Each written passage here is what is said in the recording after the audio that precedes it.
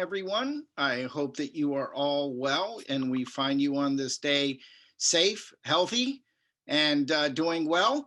I want to welcome you on behalf of the Center for Education Reform to our President's Day celebration, Mount Rushmore Live. My name is Michael Masante. I'm the Executive Vice President for the Center for Education Reform. And on behalf of Jeannie Allen and all of us at CER, we want to welcome you. Historically, Lincoln's birthday on February 12th and Washington's birthday on February 22nd were observed to honor these two great presidents. In the 1970s, Congress then combined those two holidays to honor all of our presidents. Today, we are lucky enough to have the four presidents, and we're going to call them the Fab Four for today, the four presidents who are genuine rock stars because they have all been immortalized at Mount Rushmore. And so without further ado, although Teddy, I do think we have a very funny video that we are going to provide these individuals. This is not the first time they were all together live. For those of you who are Washington Nats fans, I will have you know that we often see our presidents live at baseball games. And we thought it might be appropriate just to at least start the day today with a little chuckle. My apologies to any MLB fans out there who are not Nats fans, but this is one of the wonderful things about living here in Washington, D.C. So there you have it. You have Ted, George, Abe. Abe is taking the lead on the outside. He takes the lead from George. And we'll let this run for a minute because it's rather humorous. But at every baseball game at the Nationals, you get to see the president's race. And so there goes Abe rounding the corner, followed by George, Teddy, and Thomas Jefferson. And Abe wins that one. So we thought it would be good to start off. The best part about today, though, is we're going to be bringing these presidents to you. You will be able to ask questions and interact with them. And I think it's going to be a real treat today for everyone. So without further ado, officially this time, I'd like to bring in our Master of Ceremonies, Mr. Lawrence Staton, who is the head of the History Department at Washington Latin Public Charter School here in the District of Columbia. Mr. Staton, it is your show to interact with these phenomenal four presidents that we've brought today. Everyone, if you could please use your Q&A for questions. We will do our best to get to all of them. And if you have any questions, put them into that Q&A and Lawrence or I will be able to assist. Mr. Staton, the floor is yours, sir. Thank you so much, Michael. It is so good to be back with you. I'm surprised you didn't mention the old tradition at Nationals games where President Roosevelt almost never won until the Nationals started going to the playoffs. That was one of the traditions of Nationals ball games. It is so good to be with all of you this afternoon and to spend time with the presidents. President's Day is the day we, as Americans, set aside to honor the contributions of the presidents of the United States. And as Michael so eloquently said, it is a joy to have the four greatest presidents, four of our greatest presidents who have been immortalized in the monument called Mount Rushmore. They will be joining us, and we're so glad to spend part of our day with them. So I'm going to begin with His Excellency, the Commander-in-Chief. Our theme as we begin is to talk about how these presidents worked towards a more perfect union. That has been the theme of these Why America events, how we as a country have progressed towards living out the full ideals and values in the Declaration of Independence and the United States Constitution. And each of these gentlemen, these presidents, has played a pivotal role in American history. So as I said, I'd like to begin with His Excellency, the Commander-in-Chief, General President George Washington. Do you prefer General or President, sir? General Washington will be just fine, sir. Excellent. It is good to see you. And again, let me begin by thanking you for your service, both as a military leader and as our first president. Let me begin by just asking you briefly, in your view, how did you help bring about the ideals of the Constitution of forming a more perfect union? Well, I must say that it really begins when I did accept the nomination as Commander-in-Chief of the Continental Army in June of 1776. And the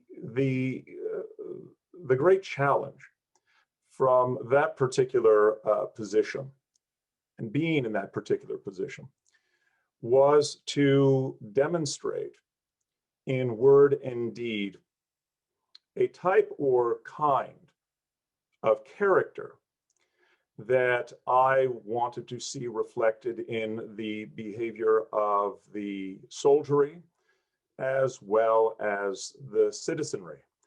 And Mr. Staten, I'm sure you're quite familiar with the history of the late war for independence. Several of my my compatriots would agree that it wasn't so very clean and neat, but at times was and could be and was in fact quite messy with respect to the transactions of the Continental Congress. And of course, within my officer corps, among the rank and file, among the citizenry, there were some challenges during the 8½ years of war, which at times seemed as if they would be insurmountable. That at times I was, at times I did despair at least and wondered why I had been so accepting of this position, of the commission of that commission as Commander-in-Chief. But regardless, to continue to persevere, to continue to, and if I may say, when it comes to the qualities of courage, integrity, loyalty, and dedication to a cause, to consistently demonstrate and to endeavor to do my best constantly from 1775 to 1783, to be a great and good example to my compatriots, my countrymen. That was a great challenge, and in demonstrating that type or kind of character, to unify the 13 colonies, independent states. And even after having resigned my commission on the 23rd of December, 1783, and going into retirement, even that resignation was, there were a number of reasons. When it came to the fashion in which the words I chose, that resignation to serve as an example of, proper relationship of an individual, of a man, to power, and demonstrating that one could indeed walk away from it, not to become a new world version of King George, a new King George. That I think was of extraordinary importance, not only personally, but more importantly to the country generally speaking. And then, of course, during the 1780s, under the Articles of Confederation, I was seen, I suppose, as, again, something that when it came to a unifier, as a unifier, I continued to be the focus. I say that in the most humble way, I mean it in the most humble way, and it seemed to be the case. And then, of course, when it came to the Constitutional Convention, and the powers that were lodged in the Article 2 branch of the Constitution. And more than one member of the Constitutional Convention of 1787 was said, cast his eye toward me, the gentleman sitting in the presiding officer's chair. And it, I think, was a bit easier. There was less pressure, I suppose, on my fellow delegates when it came to debating the powers of what would become the Article 2 branch, the Chief Magistracy, the Presidency of the United States, because they knew that I would be elected to the Chief Magistracy. I would be the first president of the United States, as it were. So it made it a bit easier for them to debate in 1787. And of course, being called out of retirement in order to preside over the Constitutional Convention. Now, of course, when I entered into the presidency, it was under the most unfortunate of circumstances because of William McKinley being assassinated in Buffalo back in 1901. And it was a dreadful way to enter into the presidency, but it would have been a far worse thing to have been morbid about it. I had to take the task before me and accomplish it to the best of my ability, and that was all there was to it. But I will say that within my time in the presidency, as we were entering on to the 20th century, the world had been moving at a very fast pace, and things were moving much more rapidly than I had imagined possible to see communications being able to reach from Europe all the way to America in a matter of minutes when it would take weeks prior. It was astonishing.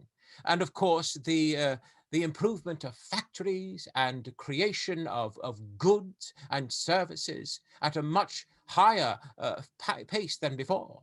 But of course, in doing so, creating all of these wonderful benefits also created great perils, because many of the people who were operating these businesses did not see their employees as workers of the machinery, but rather pieces of the machinery themselves, who could be used up until they were no longer serviceable and be cast aside.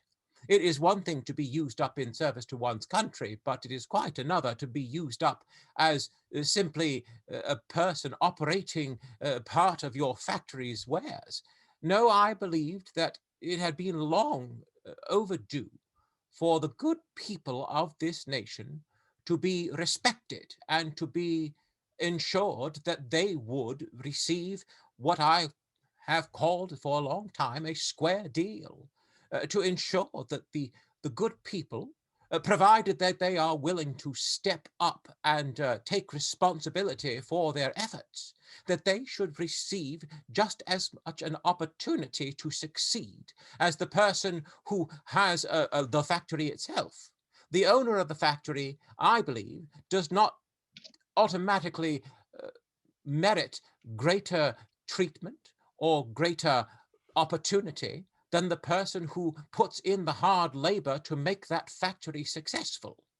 That has been long my effort, to ensure that the hard-working, plain people of this country were not seen as mere numbers or mere parts or parcels, but actual people who had just as much an opportunity and just as much a responsibility to serve the public good as any other person.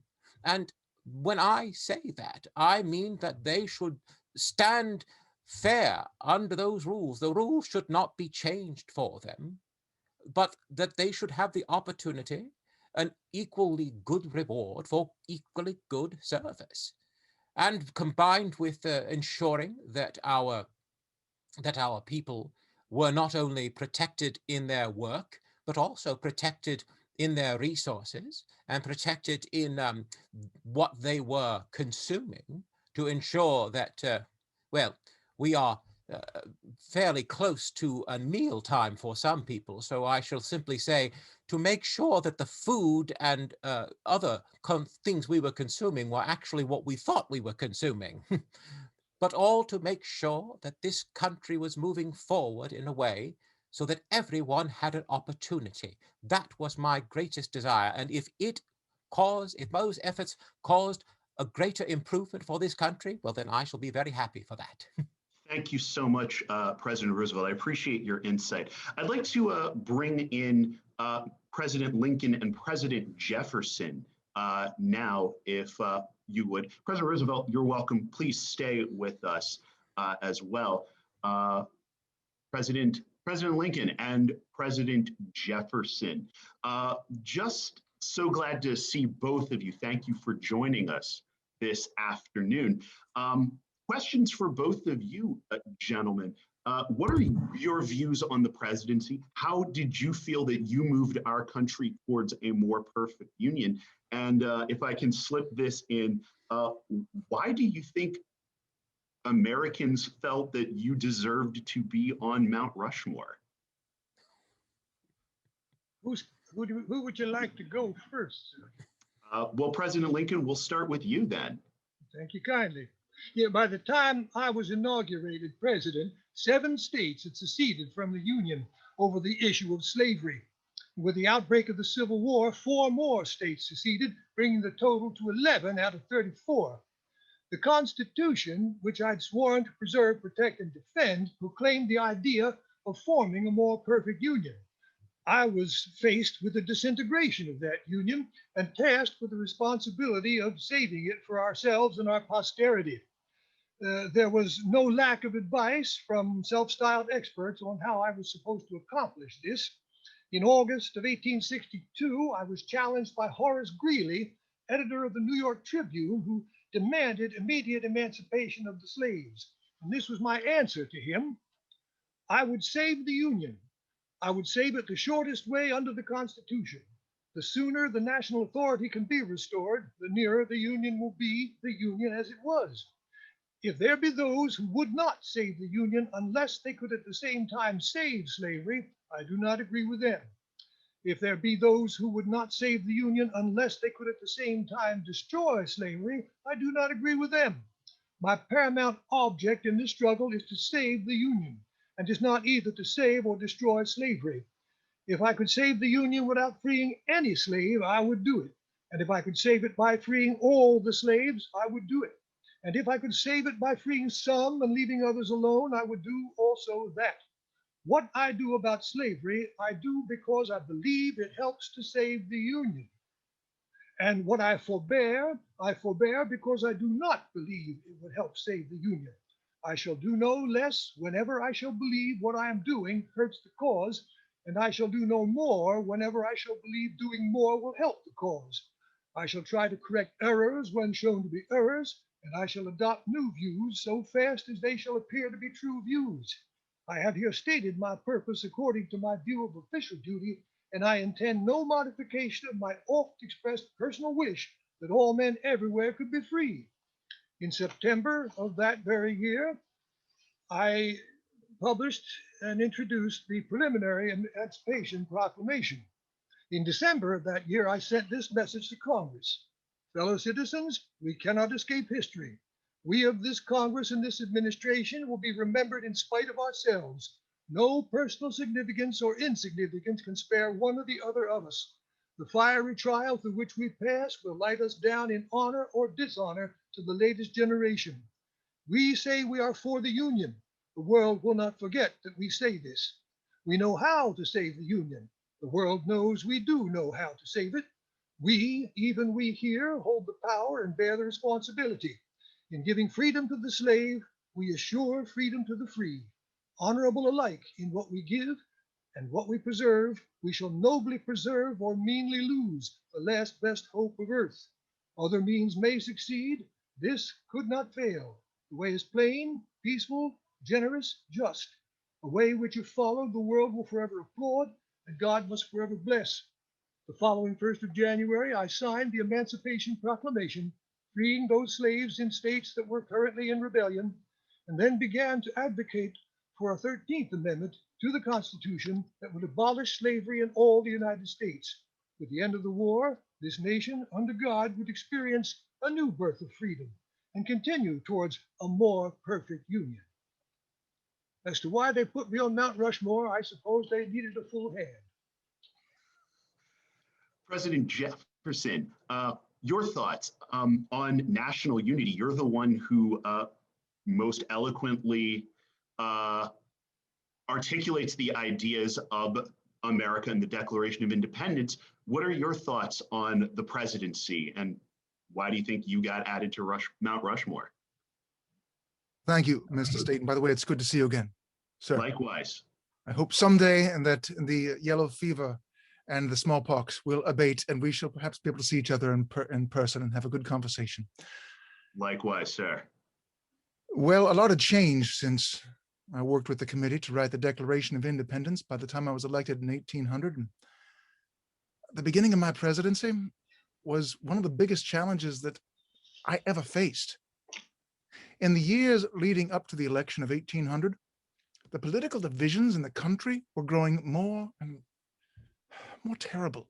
Men who had been friends all their lives crossed the streets to avoid meeting and turned their heads the other way lest they should be obliged to touch their hats.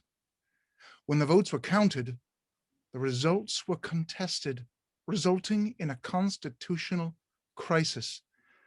This was the first transfer of power under the Constitution from one political party to another. Thanks not a little to the integrity and honesty of John Adams, power ultimately changed hands peacefully. Even so, I realized at the very beginning of my presidency that I would be governing a nation divided. In a government like ours, it is the duty of the president, in order to enable himself to do all the good which his station requires, to try with all honorable means available to unite in himself the confidence of the whole people. I made it my priority to bring the country together while respecting the differences that could not be ignored or erased. My administration established the national precedent, as I established in my first inaugural address, that though the will of the majority is in all cases to prevail, that will, to be rightful, must be reasonable. That the minority possess their equal rights, which equal laws must protect, and to violate would be oppression. So on July 4th of 1776, so this is now 24 years before that, after the vote on the Declaration of Independence, I was placed on a committee for, among other purposes, proposing a motto for the United States. The motto that Congress eventually adopted was E pluribus unum, which is Latin for out of many, one.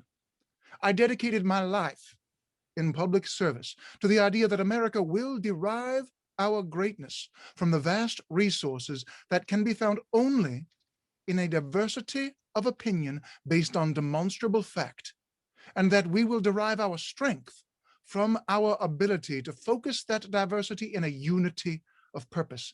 I articulated our purpose in as one people in the Declaration of Independence. And if I only had 10 seconds to tell you what that purpose was, I'd say it this way. One day, all men, meaning all mankind, ladies, you too, will be treated as they are created, as equals. Thank you, President Jefferson. I'm going to open up the floor because there are a lot of great questions, and I'm sure all of you have wonderful insights about this. And one of the questions I'm seeing a lot of in the chat is about political parties. And I'm sure particularly President Jefferson and General Washington, you might have some thoughts on that. So I will let you all share your thoughts on political parties, and feel free to have conversation. Well, I believe that I made myself quite clear, and Mr. Jefferson, I believe he certainly knows this, and that is I had several issues with what I called or referred to as the baneful effects of the spirit of party. Mr. Jefferson, of course, is one who is widely read. He certainly knows the history better than I do with respect to the history of England, the history of Europe, world history, generally speaking. But my reading, and of course, classical history, but my reading, Mr. Jefferson, of history tells me that when, for example, one examines the Roman Republic, the history of the Republic of Rome, and what would bring about the downfall of the Republic of Rome. Once again, the baneful effect of party and faction. It seems to me that party and faction have tended to cause more than a few intestine difficulties throughout the history of the world up to this time, and that we should be prudential with respect to how we might proceed when we begin to entertain more circumscribed and parochial interests. Perhaps I can even go so far as to say selfish interests, as opposed to the interests of the country, generally speaking. Well, if I may, General Washington, if I may, you've said some things that I think you and I do agree upon, but I want to add something to not to undermine you, but to add an element to this that was my experience and was not really part of your experience. You were able to stand as one person, the whole country was able to unite around, and I inherited a divided country. I learned over time that while what you say is true about the baneful effects of party, that parties are needed and necessary as long as the members of those parties do not put their party over their country. Because if we have two parties, and they are legitimate, they are respected, there will always be, as I put it, a watchdog. There will always be someone watching over the party that's in power and checking on them to be a check and a balance. Mr. Jefferson, you know as well as I do that the Constitution of the United States makes no provision for parties. And so that was one of the issues that I took with the creation or formation of them. And you knew this at the time. You knew this as, before you resigned as Secretary of State. You knew my views on party, and you knew my views on the Constitution. I endeavored to follow the letter and the spirit of the Constitution. And my able coadjutors within the cabinet, you being one, Mr. Hamilton, as you know, being the other primarily, I began to experience firsthand issues relating to party when trying to reconcile you and Mr. Hamilton, one to the other. Please understand and realize that I deeply felt the need to retain both of you within my cabinet. And for you to take leave of Philadelphia after having convinced me, you were one of a few who convinced me to stand for re-election when I wanted nothing more, and I was sincere. I wanted nothing more than to retire to my home, Mount Vernon. So you're one among those who convinced me to stand for re-election, and so I did. You convinced me of the need North and South will hang together if they have you to hang on.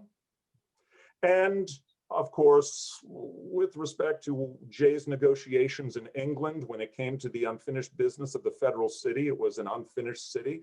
Those were two reasons that I remained in office. But you and others did convince me that I must stand for re-election. And then at the end of 1793, you resign and you return to your mountaintop in Virginia. Well, I would like to, General Washington, with all due respect, my choice of time to retire was a deeply personal one. However, what you're articulating here, this brought me up to an idea, this difficulty that you certainly went through with the conflicts between Alexander Hamilton and myself in your cabinet.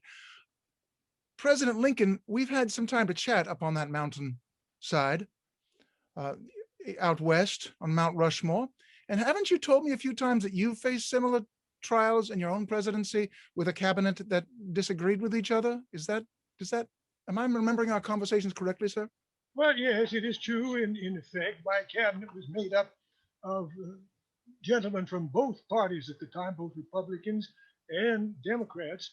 But it was my wish to have the most competent men that I could find in my cabinet so they get the job done. I don't care what party they belong to, as long as they can get the job done. You see, human beings have a natural affinity to get together in groups, lodges and clubs and fraternal organizations where like-minded gentlemen can get together and discuss things and get things done and do charitable work. It is not unusual for this to manifest itself in politics too. Like-minded individuals who get together and form a political party, which I've seen in my time. I started out as a Whig, and the Whig Party sort of fell apart in the 1850s, and we all became Republicans. And then for my second presidential campaign, we formed the Union Party, so that Republicans and Democrats who were in favor of pursuing the war to its end could get together and support me. So it doesn't matter, I think, what the name over the door is, as long as the gentlemen are like-minded and willing to do what needs to be done to achieve the final result, be it a good one. We count on good men. Very good, very good. And President Roosevelt, you know, you and I have had a few disagreements up on that mountainside, but perhaps you have a thing or two to say about this notion of parties in politics. Oh, it has long been a great challenge, and I must appreciate the efforts that you have all taken in order to try to maintain some sort of civility in this. One of my greatest difficulties, of course, first of all, was that unfortunately the Democratic Party for quite some time became the party of payoffs. As long as a person was willing to pay off enough, they could continue to stay in office, or if they were willing to do what the party bosses would like. And that was unfortunately not completely untrue even in the Republican Party. One of the most difficult things that I had to deal with within my lifetime, of course, was the lack of civil service reform, that people were not being chosen for government posts because of their qualifications, but rather because of their loyalty to party.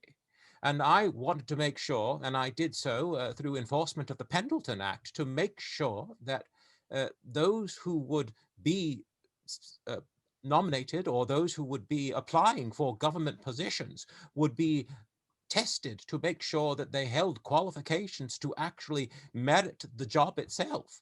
And that was one of the most important things, was to make sure that those who would serve realize that they are not serving a party, but they are serving the country. There was a very famous writer who once said that politicians in diapers should be changed frequently and for the same reason. I knew there was a reason I liked you, President Lincoln. I appreciate it. Thank you for coming to my funeral. Gentlemen, if I may ask a question, because we're getting a lot of questions about presidential character in the chats. All of you are respectively noted for humility in some respects. What are your thoughts on presidential temperament and presidential characteristics? Well, I would simply say that, of course, one of my greatest admirations is for two of the men here, for President Lincoln, for his ability to maintain civility and temperament, even under the most difficult of circumstances, particularly in a time of war when the country was attempting to tear itself apart. And I also appreciate the civility of General Washington and his ability to maintain some sort of calm in the course of the great difficulty of creating a nation to begin with. And of course, having people attempting to potentially overthrow you within your own administration is certainly no great ease to accomplish. But I have been long admiring of your labors to make sure that you would not let the office overtake you.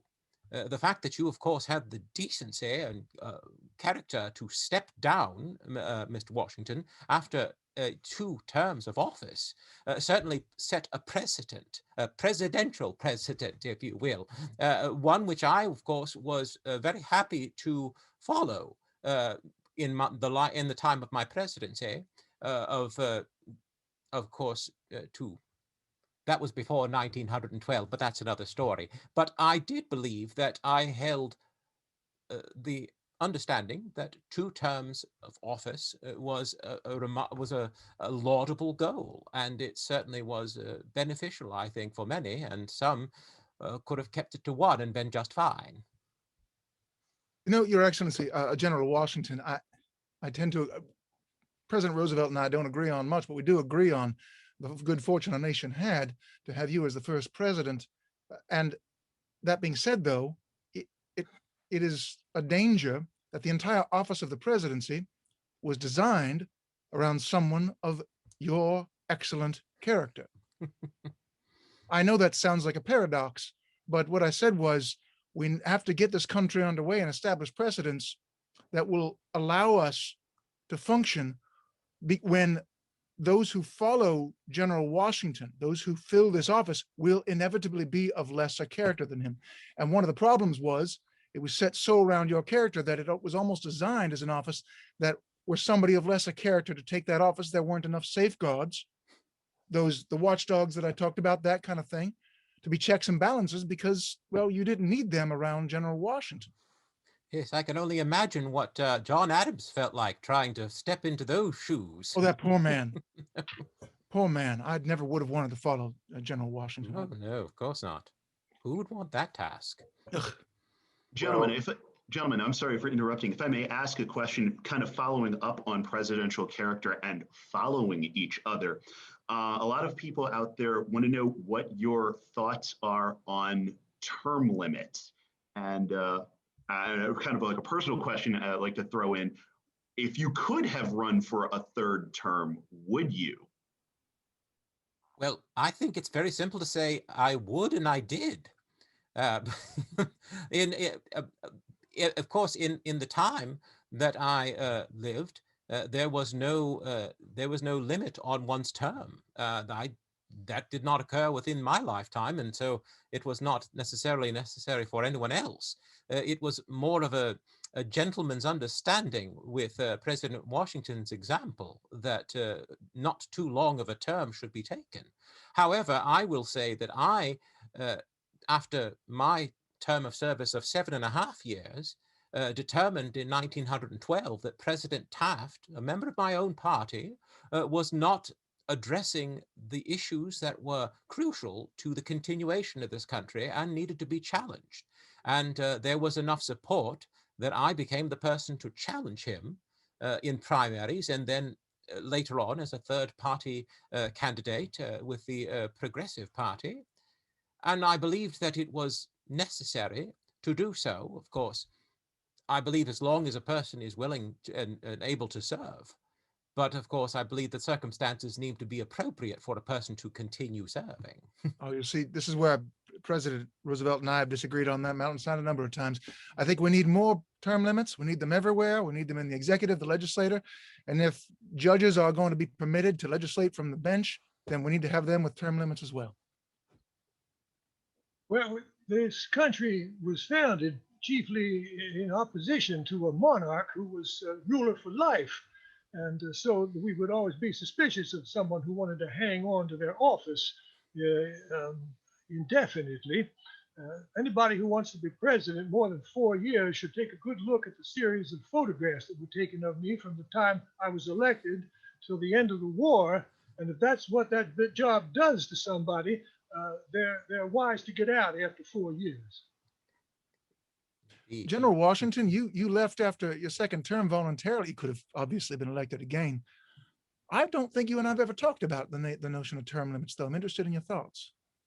Well, the idea or notion of term limits, I will plainly confess that I did not intend to establish a 2-term precedent. I think my desire to return to my home, Mount Vernon, I think as well when it came to some of the infirmities that inevitably accompany old age, were starting to make strong claims on my attention. I was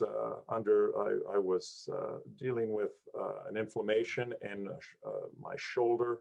I was going deaf in one ear. I was losing my hearing. And I believed that, and I had this feeling that if something should happen to me that would create, and you know Mr. Jefferson as well as anyone here, that in 1789 and 1790, there were two crises, health crises. One was with the growth of a carbuncle, a growth on my thigh, and many people thought that would bring my demise. And then the influenza of 1790 nearly took my life. And I had made the remark that with a third illness or malady, that would probably put me to sleep with my fathers. I went on record as saying that. I was concerned that there not be a constitutional crisis if something should happen or occur to me during the course of another term. I was looking forward to the repose of retirement, to being among family and friends, and of course, allowing others, permitting others the opportunity and the chance to serve. And so, but again, I never did. There is no place on record. So Mr. Jefferson, your memory. Yeah, so we did not have the conversation because no such conversation, that was never a part of any conversation that took place. There was no intention. It's just for the reasons that I've given. If I had passed away in office, I can only imagine the constitutional crisis based on all that you gentlemen have discussed. And more. And so it was perhaps for the best that I take leave of the Chief Magistracy. And Mr. Jefferson, I'll leave you with it. He probably remembers the talk that some on the Federalist side were attempting to convince me to stand for election in 1800. And I said that I felt that the primary reason, which comes back to Mr. Staten and the whole theme of this program, if I could not obtain the votes, any votes, of those on the Democratic Republican side, or of those who were part of those self-created Democratic Republican societies, then the Federalists may as well set up a broomstick. Or, when it comes to, you could set up the Democratic Republicans in particular could set up a broomstick in opposition and it would still garner votes.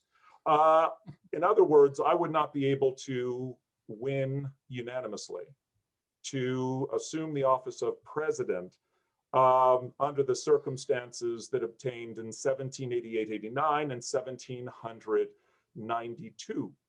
And so what then would be the purpose of another Washington term in office? Well, I wouldn't have run for a second term, except that the war hadn't been won yet. It isn't wise to change horses midstream. Otherwise, I'd have been out the door pretty fast. 4 years of that kind of thing is enough for anybody. I was able to run for a third term, as you say, run. We just stood for office in our day. I don't know why anybody would do anything but run from office, though. I chose not to. James Madison being elected was a statement by the people that my policies had been approved, but I was, as with General Washington, ready to retire. Nonetheless, I retired, even continuing to believe that we need those term limits. Well, the truth of the matter is, if you do not feel the desire to continue to serve, then it is best to let others who do so. It is no small task to be president. I certainly was willing to serve when the occasion arose, although as vice president, I was not certain I would ever attain that level. They often shuffled us upstairs, as it were, to the vice presidencies to let us be forgotten. But the truth of it is that when the time came to serve, I knew it was my task to do so. But of course, service is the primary word in that sentence. To know that in order to be a president, one must be a servant to the people. And it is a laborious task, particularly one that is not but the most gratifying. There are certainly many things said against you, even when you're doing what others think to be right. Gentlemen, if I may ask you, there's a lot of partisan divide today. And there's a lot of, questions about, the role of leadership in our country. What advice would you give Americans today as, a new presidency begins? What thoughts do you have about where our country is now? Well, I happen to have something that I made up for a particular event, and I think it covers the subject pretty well. In effect, it says, if the people remain right, your public men can never betray you. Cultivate and protect the sentiment that the principles of liberty are eternal, and your ambitious leaders will be reduced to the position of servants instead of masters. The people of these United States are the rightful masters of both Congress and courts, not to overthrow the Constitution, but to overthrow the men who would pervert the Constitution. Allow me to say that you, as a portion of the great American people, need only maintain your composure, stand up to your obligations to the Constitution, and act in accordance with these sober convictions, and the dark clouds now on the horizon will be dispelled, and we shall have a bright and glorious future. Agreed. And I would say that it is important to remember the fact that you are a servant of the people. The many who have seemed to be forgotten within my lifetime had so much a possibility to be respected and given opportunity simply because they were a part of this country. And it is certainly not a president's role to simply stand on a lofty mountain and dictate from on high. It is, of course, to realize that the people have the right to tell you what they think. In truth, I have long said that it is the people's responsibility to tell a president when they are doing well and when they are doing poorly, because we, as the people, have that authority to speak to how we wish our country to be run. After I left the presidency, I certainly made a great deal of noise about how Wilson was doing it. And that is why I had open office hours every week for people, anybody from anywhere, to come and tell me what their problems were and ask for my help or advice. I call it my public opinion baths, and I think it was the most important thing I did of a given week. I had something similar that I did, President Lincoln, while I was president. In my day, one didn't know the president's face as quickly as in your day. The president couldn't say something and have it be spread all about the country as quickly and instantaneously as the twittering of the birds in the trees. So I was able to be somewhat anonymous, and I took horse rides around the new capital city, which was mostly a swamp. I'm sure it is no longer a swamp in your day. People can get around just fine and make progress without any obstacles. I would go for horse rides and sometimes just walks. And when I would meet a citizen who would not recognize me, I'd strike up a conversation and ask them what they think of the president. One day, as I was riding around, I came across a gentleman, I asked him that question. He began telling me all about how horrible Thomas Jefferson was. And I listened because I was getting an honest opinion. When you're president and you have that power, people oftentimes try to impress you, tell you what you want to hear. And it's very easy to find yourself enclosed in an environment where you no longer hear what you need to hear, which is when you're making a mistake. I listened to him and I told him, I think that President Jefferson would like to hear what you have to say. He said, no, he doesn't care. I said, let's go up to the presidential house right now and see. He said, he won't want to see me. So we went up to the presidential house. He had no idea what was going on. And this is in the day you could just walk right up to it. And I walked up just for the fun of it. I knocked on the door and the gentleman didn't know who I was until the door was opened and I was greeted as Mr. President. Oh, he looked terrified until I invited him in for dinner. We had a pleasant evening and a conversation. I didn't convert him from being a Federalist, but I did convince him that I was willing to listen. And I think that is a technique that any good leader ought to adopt.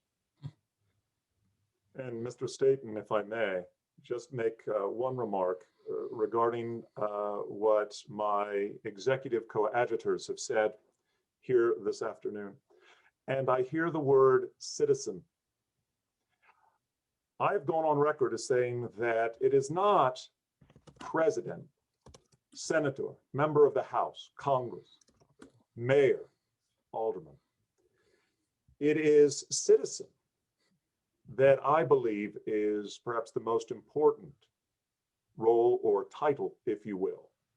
And so when it comes to the most important office, if you will, in a republic such as ours, and I know that perhaps is one of the reasons that Mr. Jefferson, and I'm sure the others, have emphasized so much in the way, with respect and in regard to education of the citizenry, an enlightened citizenry, a citizenry that is more than capable of the application of reason and logic, and yes, even sense of the common variety when making decisions about everyday workaday things, as well as who shall be president or senator or mayor, voting. And so I would like to emphasize the importance of the office, if you will, of citizen, and just how it is a source of edification that my coadjutors have used that word so much this afternoon. As this gathering, Mr. Staten, please just continue. very quickly, I just wanted to mention this to all of our viewers watching, that there is a poll in the Zoom, so asking you to vote for who you believe to be your favorite president, and I'm sure there will be some controversial remarks about that at the dinner table. President Jefferson, back to you. Thank you, Mr. Staten. As this gathering of luminaries has evinced, I think that this notion of leadership as focused on in the presidency is something that is reflected in, well, the name that has been spoken about thus far this afternoon quite a few times, this Mount Rushmore. And I never answered your question, Mr. Staten, earlier, where I got carried away with the first part of it as to why I think I'm on Mount Rushmore. But if you'll forgive me, I will do so in the context of all of us here, in that the earth belongs to the living, not the dead. And when we talk about the authority of the people over their government, I acknowledge and think in that way that every generation is going to change. So whenever a monument such as Mount Rushmore is created, that is certainly after my time, that reflects values and ideals and images that generation wanted to put forward into the world. But I think it is one of the most important facets of a leader, and therefore especially of a president, to respect when the American people change how they want to reflect who they are in their monuments, in their statues. So I think the answer as to why I was placed upon that monument on that mountainside is for all of us. There was a certain time in America that reflected who we were, according to those who wished to place it up on the mountainside. But I would like to look directly at the students who are listening now and assure them that they do not belong to Mount Rushmore. Mount Rushmore belongs to you and your generation. And it is your right and your duty to decide who you want to put up on those mountains or pedestals or in that office of the presidency based on a reflection of who you are, not who Americans once were. And I would say not to try to commend yourself and take actions simply so that someone will make a statue of you someday, but that somebody might actually, long after you are gone, remember fondly what you did enough to celebrate you. Messieurs presidents, if you can believe it, an hour has passed by. And it is so very, very depressing, because there's no possible way we could get to the constant flow of questions that we have had coming towards us. I want to say to all of the children whose questions have not been answered, guess what? You have libraries, you have teachers, you have investigations that you could do on your own to look up how tall are the heads and who carved it and what the rock is and how many presidential parties have there been. And we actually are running an essay contest. And so we would love to see all of you write. And you can get more information. Jeannie, we will post that, correct, at the end about the essay contest. Absolutely, and it's already actually in the chat area. You go to whyamerica.com. Nope, sorry, edreform.com/whyamerica. Just use the link that you or your teacher sent you, and you'll find it. And I just want to take personal privilege as the privileged organization head that is allowed to host all of you amazing gentlemen. I saw some questions about women, and absolutely, you're allowed to run for president. You should run for president. You should run for legislature and mayor and do anything you want to do. Just so happens men started the ball rolling, but they by no means in our young country have stopped it. And I would encourage all the students out there to not only investigate why Mr. Lincoln, Jefferson, Washington, and Roosevelt are on Mount Rushmore, but to find out why Mount Rushmore was built, why we celebrate President's Day a little bit more, and what women have done to contribute not only to them, because I think most of them would say they had women in their lives that made them great presidents, frankly. I think we should take credit for that. And so write that in our essay, investigate who are the women, and we'll be talking more about women soon, but I think we have so many great people on. If you all don't mind, why don't we just take a few more questions? And those who can stay, please stay while we address them. Is that all right? Not a problem. Glad to help. Not a problem. Fantastic. My pleasure. All right. So, Lawrence, can I just jump in and suggest just a couple? Go I mean, right I think ahead. there's a lot of discussion about the Constitution and why it exists and what it did for our country. And so maybe in the context of today, if you could each address how you think the Constitution played a role in helping you be a great president and what we can learn from that today. Well, if I may, gentlemen, ladies, with respect to the Constitution of the United States, a blueprint for our government and a blueprint with respect to carrying on the great transactions of this great country. As I stated earlier, I did take it quite literally and endeavored to follow the letter and the spirit of the Constitution as one who had been present at the Grand Convention of 1787, of one who was there every day, and hopefully having been there every day, having been present and heard the great debates each day.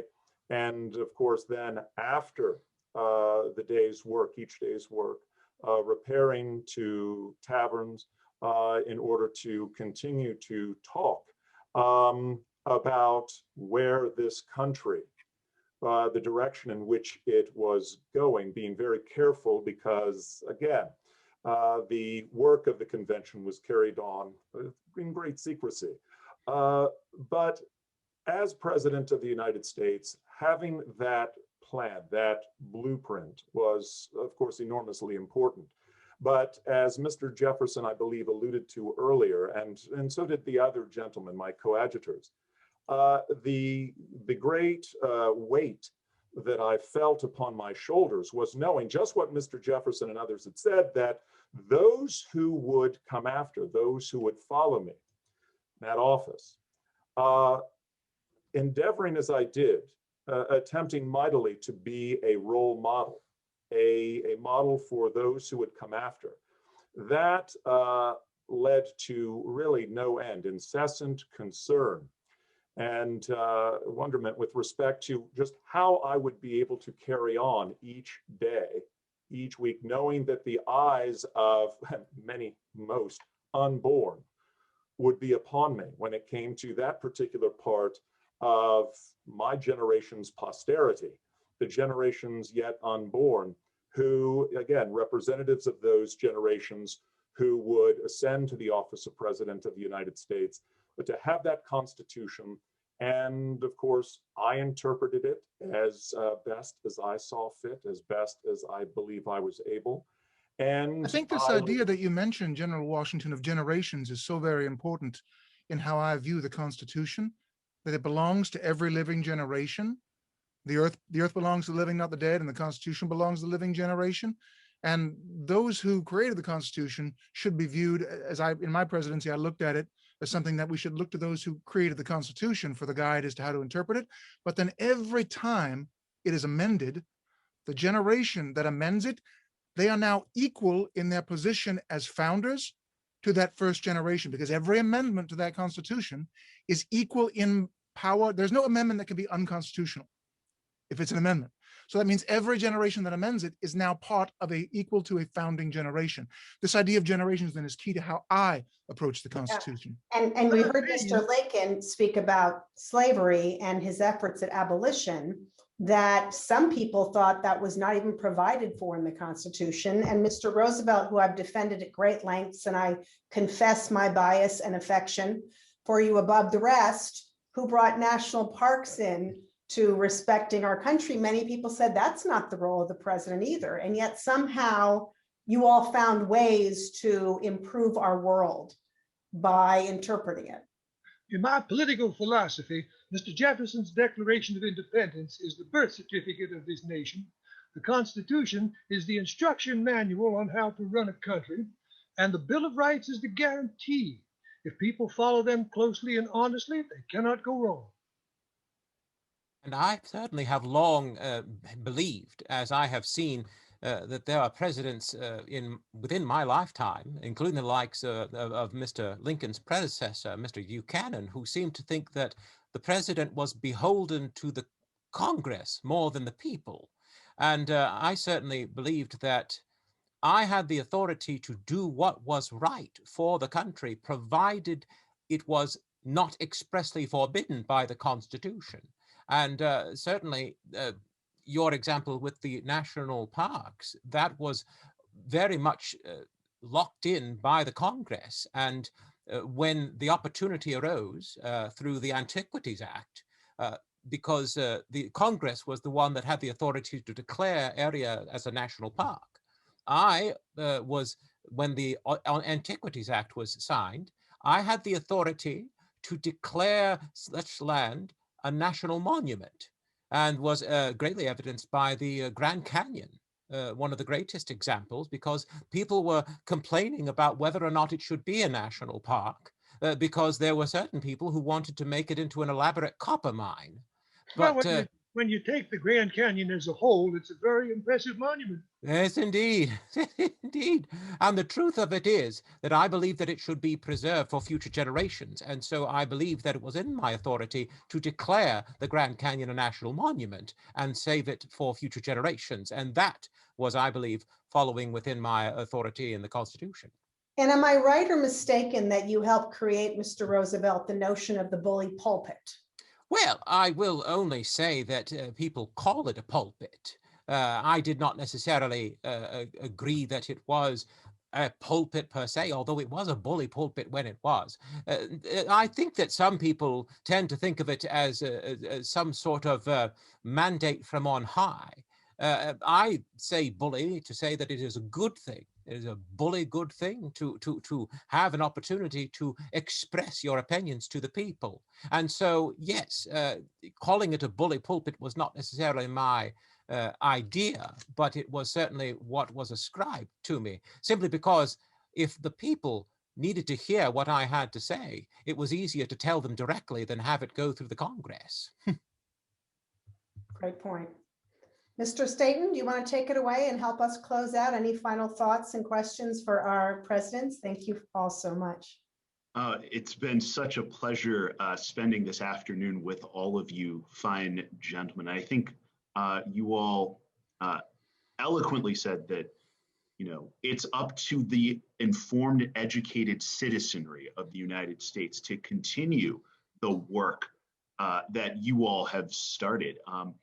You know, President Jefferson laying out the foundational ideals in the Declaration of Independence, General Washington fighting for it in our Revolution, President Lincoln defending it in the Civil War, and President Roosevelt as a progressive, you know, in the progressive movement, bringing more people and including more people in this American story. That is what this is about. And for all of the students out there, as you know, President Jefferson said, you're the next generation, and you're going to make one day contributions that will make you equal to what these gentlemen have done. Your contributions as informed citizens of the United States will one day hopefully rival and surpass what these gentlemen have done, because that's what the story of this country is about. Taking what these gentlemen have done before and taking the next step with that. So that government of the people, by the people, and for the people shall not perish from the earth. Indeed. Precisely right. And that's why we wanted to help the teachers, the students around the country, advocates and friends who are helping students learn in these difficult times to understand why we get a holiday called President's Day every year. Once it was Washington and Lincoln, there were so many great ones that the nation said the Congress will make it presidents. And so we thank you for helping illuminate that. There's only a little bit you learned today. There's so much more out there. We hope you'll go look. And join us March 18th for a conversation with the women who secured the vote, because in this day and age of these wonderful gentlemen, they were still running a battle for equity for all. And so we will learn a little bit more about that on March 18th. Thank you again all for joining us. Michael Musanti, my colleague, for running it, Lawrence Staton, especially for moderating it, and presidents, thank you for doing the work you have done and continue to do. Thank you all. Have a great night. Thank you kindly.